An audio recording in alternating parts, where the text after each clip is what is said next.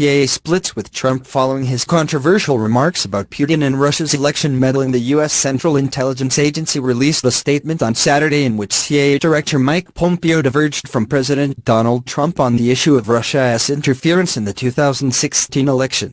Trump said that Russian President Vladimir Putin insisted during a meeting on the sidelines of the Asia-Pacific Economic Cooperation Summit that Russia did not interfere in the election, and that he believed the Russian leader.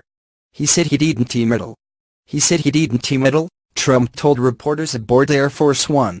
I asked him again. You can only ask so many times. I just asked him again. He said he absolutely did not meddle in our election. He did not do what they are saying he did. He added that whenever they had met, Putin denied ordering Russia's election meddling. I really believe that when he tells me that, he means it, Trump said.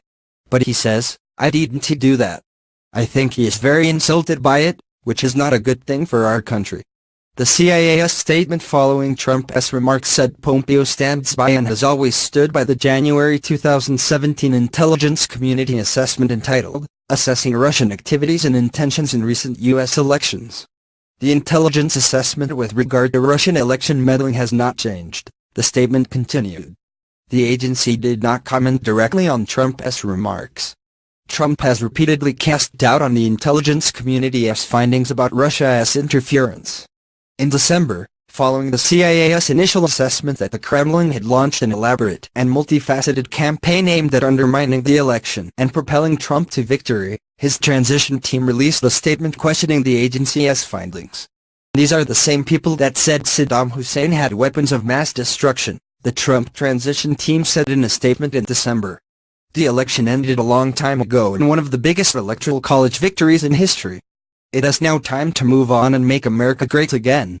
After they met for the first time on the sidelines of the G20 summit in July, both the White House and the Kremlin acknowledged that Trump and Putin had discussed Russia's interference in the election.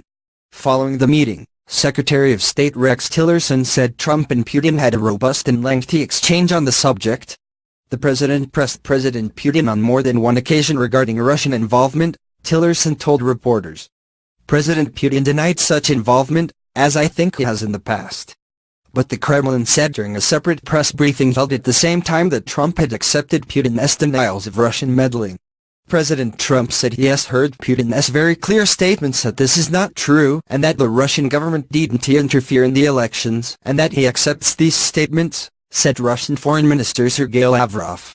That is all. Trump and several of his close associates are being investigated by congressional intelligence committees and the FBI over whether they colluded with Moscow to tilt the election in his favor. Trump is also being investigated by Special Counsel Robert Mueller for obstruction of justice related to his decision to fire then FBI Director James Comey in May. At the time, Comey was spearheading the Bureau's Russia investigation.